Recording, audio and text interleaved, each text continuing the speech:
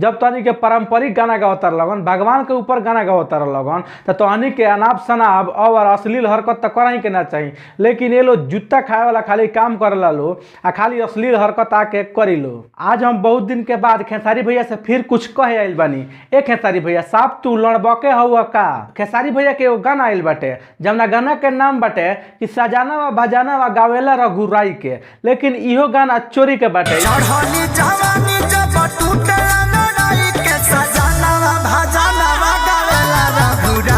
तो video last तक देखल लगन, पता चल जाई कि गाना कैसे चोरी के बाटे। आइए देखते हैं, बैठन मजा आएगा। 2-3 दिन पहले प्रदुमन खेसारी भैया के लगे फोन कैलन आ कहलन कि खेसारी भैया हमर गाना चोरा के तू काहे गा देले बड़ा।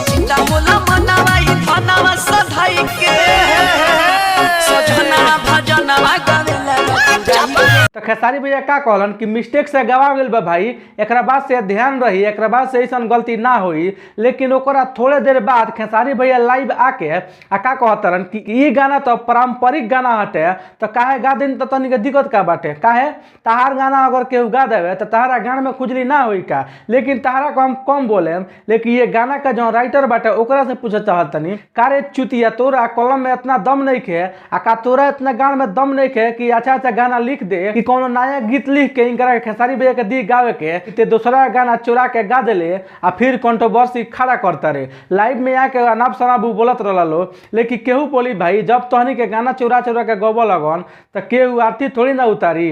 और खेसारी भैया के जबकि मैसेज कैले रहलन कि गाना गलती से गवा गेल बा, एकरा बाद से ध्यान रही, फिर लाइव आके बकचोदी कैले के का जरूरी रहे? खेसारी भैया चाहतरन कि हमरा के इंटरनेशनल चोर साबित कर दस लो, तो यही पर तुलल बड़ा खेसारी भैया। तो इंटरनेशनल चोर अगर साबित हो जाइबा ना तो मुंह लाड़ खानी बन जाइए। ओकरा ले बढ़िया कि गाना चोरा चोरी कम कर लगन भाई। वो बेचारा गाना गा देले बाटे, तो तारा लगे इतना बड़का बड़का इतना महान महान राइटर बड़ा सन, फिर भी तारा अच्छा सा गाना नहीं का जरूरत का कि तू दूसरा तीसरा के गाना चोरवा के गावत रह। हम मानते कि तार गलती ना होई, राइटरे के गलती होई। अगर तू मना कर देतो तो गाना कमना की हिम्मत रहे कि तारा से गवा देतो। हालांकि गाना बहुत अच्छा बाटे और गाना सुन के मजा भी आवत बाटे, लेकिन एहू में अश्लील इतना ज्यादा कैले बालो। इशारा में देखबो लगन गाना में ना तो मन करे कि जूता निकाल के मारी ये लोग के इशारा देख के। अगर तहनी के लागत कि भक्ति गाना बाटे, अगर भक्ति के मिजाज से बनेले बड़ा लगन तो तहनी के अश्लील हरकत ना करे के चाहिए। लेकिन ये में अश्लील हरकत पूरा कैल गइल बाटे आ हैंग आ कथी कथी नु